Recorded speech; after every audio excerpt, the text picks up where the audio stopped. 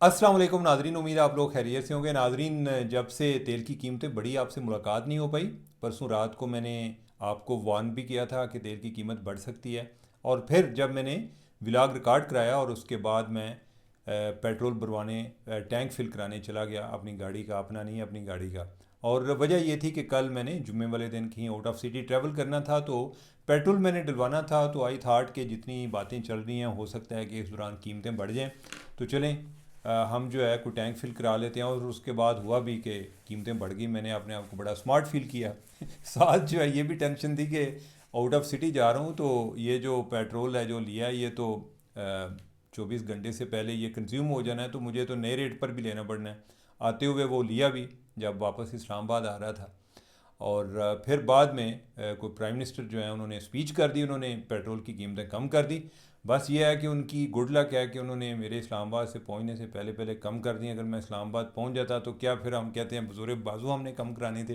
खैर ये है कि लोग बहुत ज़्यादा इस पे अपसेट थे। और ऑनेस्टली मैं जब आपको बता रहा था मुझे ख़ुद यकीन नहीं था कि इतनी कीमत बढ़ सकती है।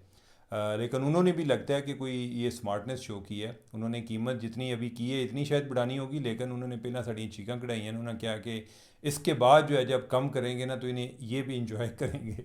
अदरवाइज़ जो है अगर कोई 50 रुपये या अदर इतना को बढ़ा तो इन्हें इन्हें परवाह नहीं होगी।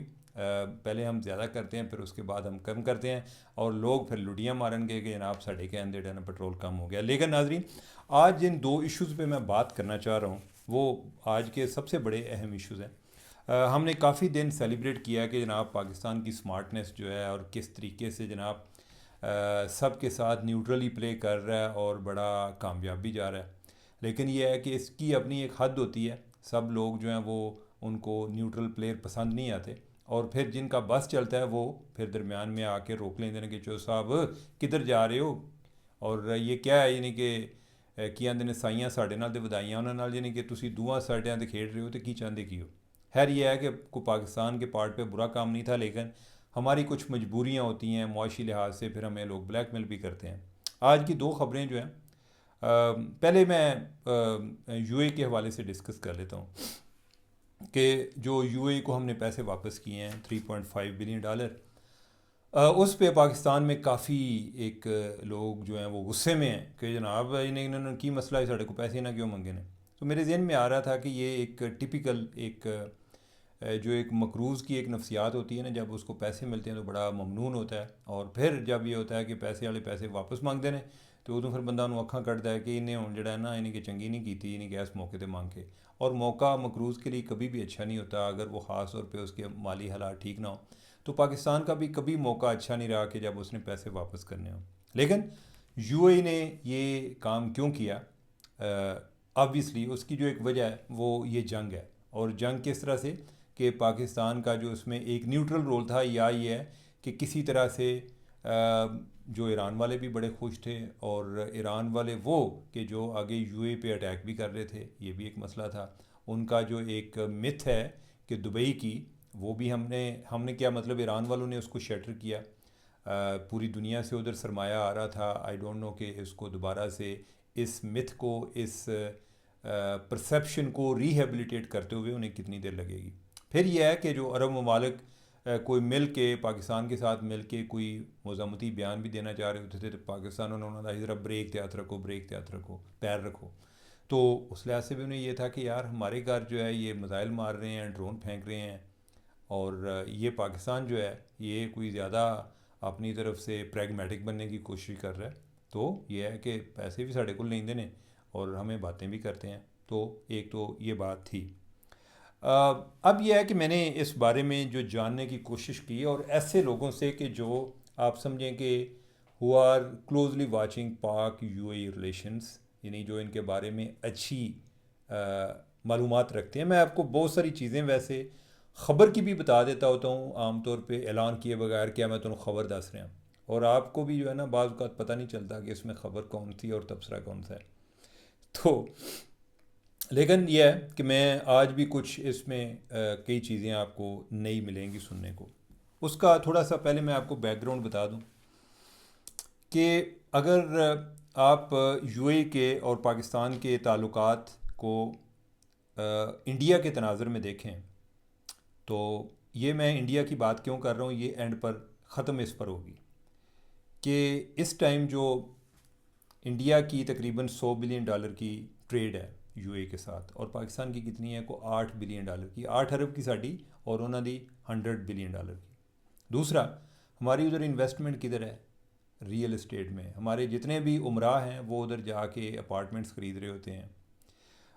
جو انڈیا ان کی زیادہ انویسٹمنٹ ان کے فیکٹریز میں ہے، انفراسٹرکچر میں ہے۔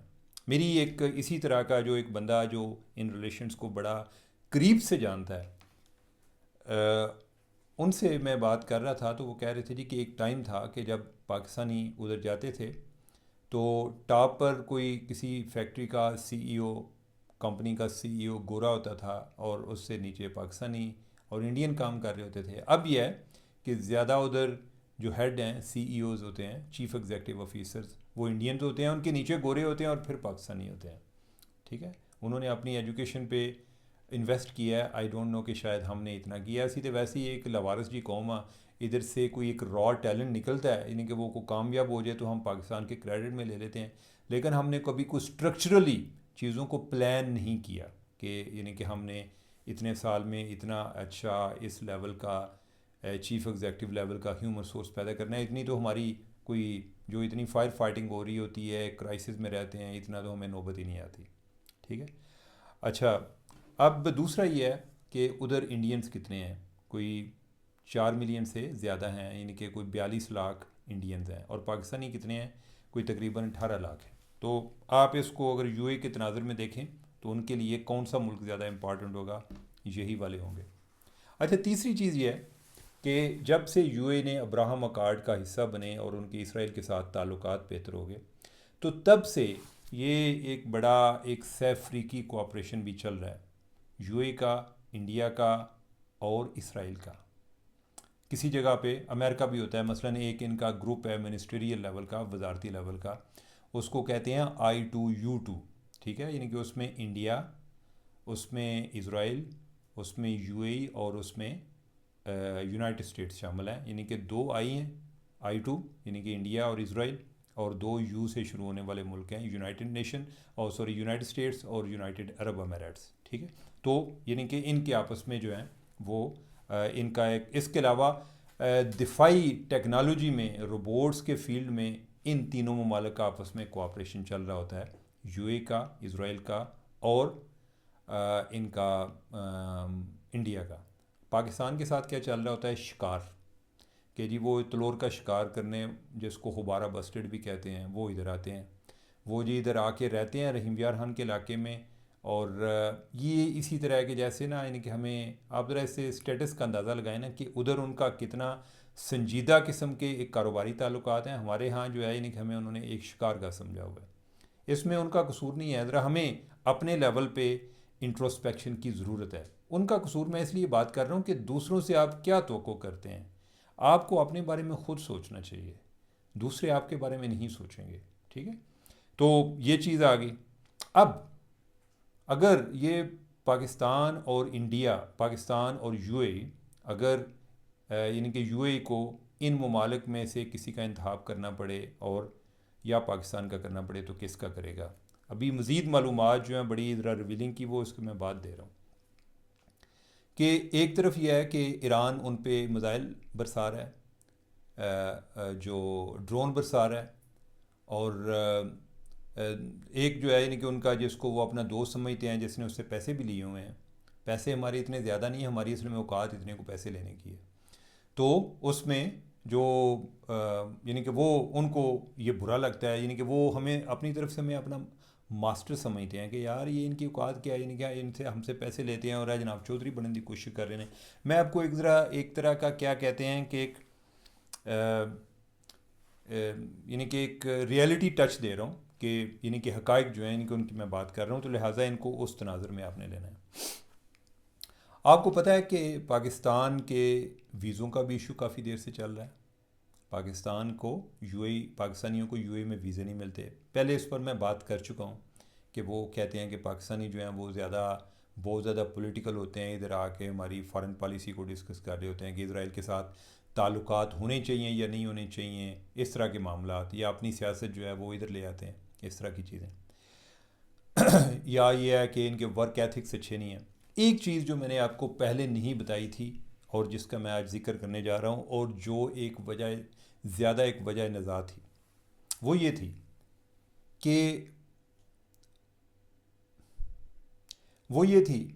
کہ پاکستانی، یعنی کہ ایک خاص فرقے کے لوگ کہہ لیں، یعنی کہ پاکستانی ادھر سے انہوں نے کافی ڈپورٹ کیے تھے، ان کے ویزے کینسل کیے تھے۔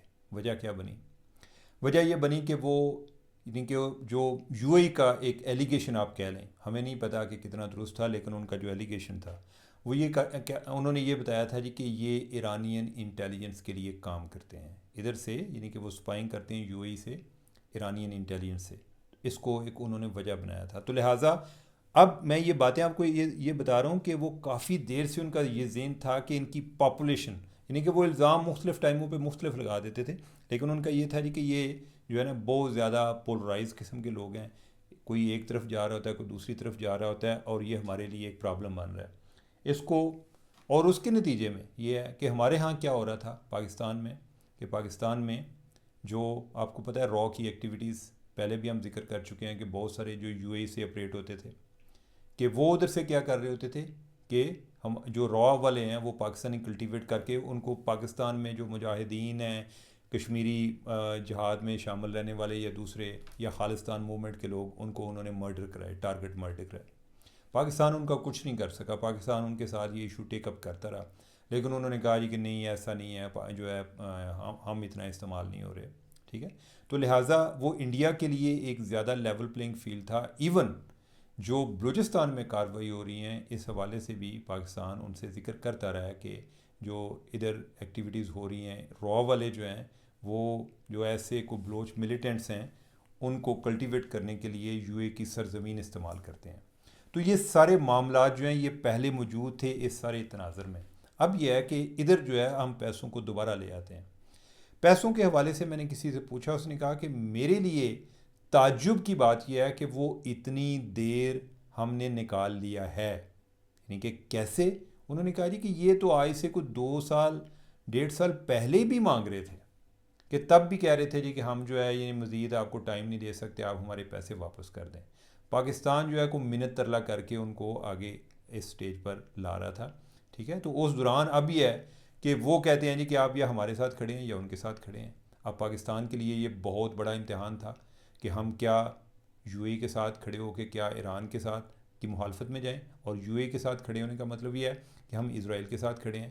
تو لہٰذا یہ اب الائنس، یہ صف بندی آپ نے ذہن میں رکھنی ہے، ٹھیک ہے۔ مجھے اس پہ کوئی اعتراض نہیں آپ کو ہوگا کہ ان کے اسرائیل کے ساتھ تعلقات ہیں یا فلاں کے ساتھ، جس طرح ہم اپنے معاملات انڈیپینڈنٹ رکھنا چاہتے ہیں، باقی ممالک جو ہیں وہ بھی رکھتے ہیں۔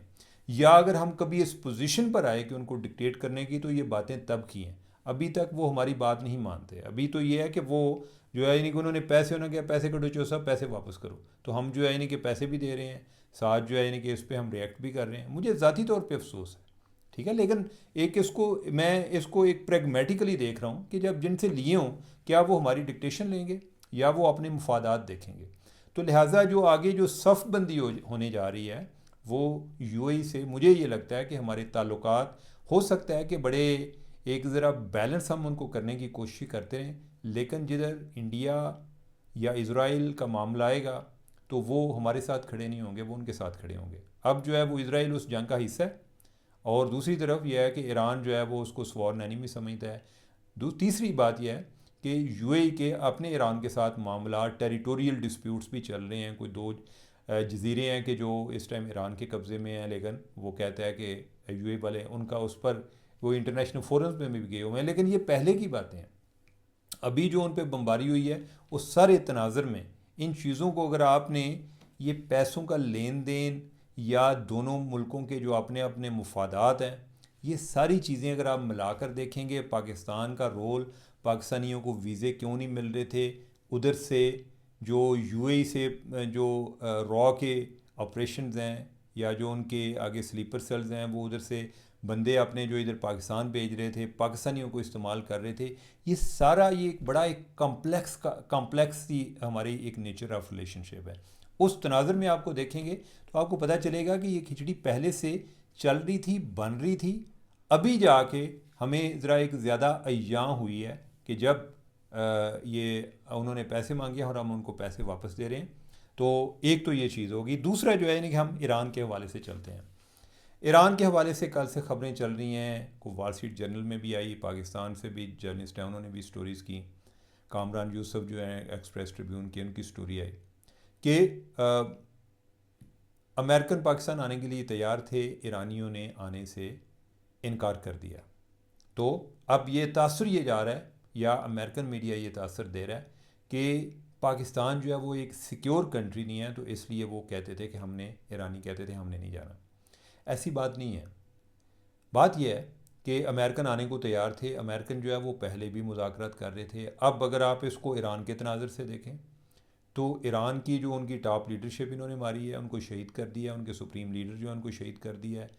علی لاریجانی جو ان کے نیشنل سیکیورٹی سیکرٹری تھے، ان کو انہوں نے شہید کر دیا. ان کی جو انٹیلیجنس کی منسٹری کے منسٹر تھے ان کو شہید کر دیا. اور کے لوگ جو ہیں ان کو، پھر اس کے علاوہ ان کا انفراسٹرکچر تباہ کر دیا. اور یہ ساری چیزیں اس کے باوجود کر دی ہیں کہ جب ایران 2 دفعہ ان کے ساتھ مذاکرات میں بھی شریک ہوا تھا. تو پہلے عمان والے جو ان کے ساتھ مذاکرات کر رہے تھے تب بھی نہیں ہوا. تو لہٰذا اب یہ ہے کہ انہوں نے پہلے کو اپنا کو 15 پوائنٹ کا 15 نکاتی ایک اپنا ایجنڈا بھیجا جی کہ ہماری یہ شرائط ہیں. ایران نے نہیں مانی. اب وہ یہ ہے کہ ہم مذاکرات کرانا چاہتے تھے. میں اگر پاکستان بن کے سوچوں تو میرے لیے تو سب سے امپارٹنٹ یہ ہے کہ میں ان کو اکٹھے بٹھا لوں، ٹھیک ہے. لیکن جنہوں نے شامل ہونا ہے انہوں نے اپنے اپنے مفادات دیکھنا ہے. اور دوسری بات یہ ہے کہ ایران میں جس طرح پاکستان کے حوالے سے باتیں ہوتی تھیں، آج کل تو ذرا ہماری سول اور ملٹری ایک پیج پر ہے، لیکن کسی ٹائم مودی بات کرتا تھا. وہ کہتا تھا کہ مجھے پتہ نہیں چلتا کہ اگر پاکستان سے بات کرنی ہو تو میں نے فوج کے ساتھ بات کرنی ہے یا ان کے پرائم منسٹر کے ساتھ کرنی ہے. یہی حال جو ہے وہ ایران کا ہے. ہمیں ایران کے بارے میں زیادہ ان کے صدر کا پتہ ہوتا ہے یا وزیر خارجہ کا پتہ ہوتا ہے. لیکن یہ ہے کہ ادھر جو اصل پاور ہے وہ ادھر سپریم لیڈر کے پاس ہے یا پاسداران انقلاب جو ہے ان کے پاس ہے. تو IRCG جن کو کہتے ہیں ان کے پاس ہے. تو لہٰذا یعنی کہ وہ جب تک گو ہیڈ نہیں دیں گے تو آپ ہمارے وزیر اعظم ایرانی صدر یا ان کے وزیر خارجہ کے ساتھ جتنی بھی باتیں کریں گے اس کا فائدہ نہیں ہوگا. اب یہ ہے کہ سارے جب باتیں ہو رہی تھیں تو یہ تاثر ملا جی کہ ایران نے، جو ایک خبر ہے وہ یہ تھی جی کہ ایران نے اسلام آباد میں مذاکرات میں شریک ہونے سے انکار کر دیا. مطلب یہ ہے کہ گویا ایران والے کہہ رہے تھے جی کہ ہم کسی بھی جگہ مذاکرات کر سکتے ہیں لیکن ہم نے ادھر نہیں کرنے. لیکن اس کی آج وضاحت بھی آئی ہے، بلکہ تردید آئی ہے، اور وہ ایرانی وزیر خارجہ سے آئی ہے. اس نے کہا کہ امریکن میڈیا یہ جو باتیں پھیلا رہا ہے یہ بالکل غلط ہیں. وجہ یہ ہے کہ ہم ابھی ان کے ساتھ مذاکرات کرنا ہی نہیں چاہتے، یعنی کہ ہمیں ان پر ٹرسٹ نہیں ہے. تو لہٰذا یہ بات ایرانیوں کو اپنی جگہ پہ ایک ایک بڑا ریزنیبل ایک ویو پوائنٹ ہے. مجھے تو اس میں کوئی اعتراض نہیں ہے. دیکھیں جب دوسروں کی بات یا دوسروں کو آپ سمجھنے کی کوشش کرتے ہیں تو آپ ان کے پرسپیکٹیو کو انڈرسٹینڈ کریں کہ وائی ڈو دے سے that, why do they behave like that. تو ان پہ آلریڈی 2 دفعہ گات لگ چکی ہے، 2 دفعہ مذاکرات کے دوران ان پر حملے ہوئے ہیں.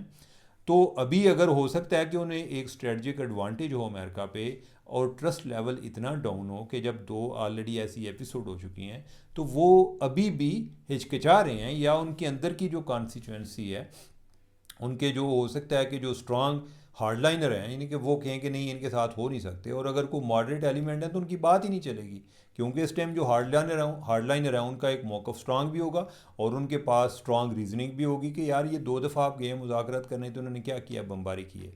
تو کیا اب کوئی اور ملک کرا سکتا ہے؟ یہ میرا خیال کہنا قبل از وقت ہے. فرینکلی مجھے پاکستان کی جو اپنی میڈیشن ہے، پاکستان نے بہت اچھا رول پلے کیا ہے اور اس کو یہ جاری بھی رکھنا چاہیے.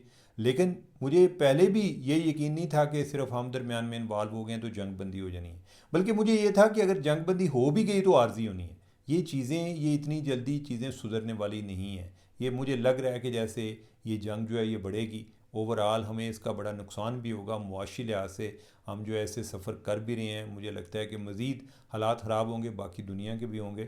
تو یعنی کہ اس میں اگر پاکستان نے مذاکرات نہیں کرائے تو اب دیکھتے ہیں کہ اور کون سا ملک مذاکرات کرا سکتا ہے، یا اگر وہ ان کو کسی طرح بٹھانے کی پوزیشن میں ہوتے ہیں. پہلے تو میں سرپرائز ہوں گا کہ وہ ان کو کسی جگہ پر بٹھانے کی پوزیشن میں آ جائیں. کیا ایران کے پاکستان کی نسبت ترکی کے ساتھ زیادہ تعلقات اچھے ہیں؟ ایسی بھی بات نہیں ہے. کیا مصر کے ساتھ زیادہ تعلقات اچھے ہیں؟ ایسی بھی بات نہیں ہے. کیا سعودی عرب میں جا کے وہ مذاکرات کریں گے؟ ایسی بھی بات نہیں ہے.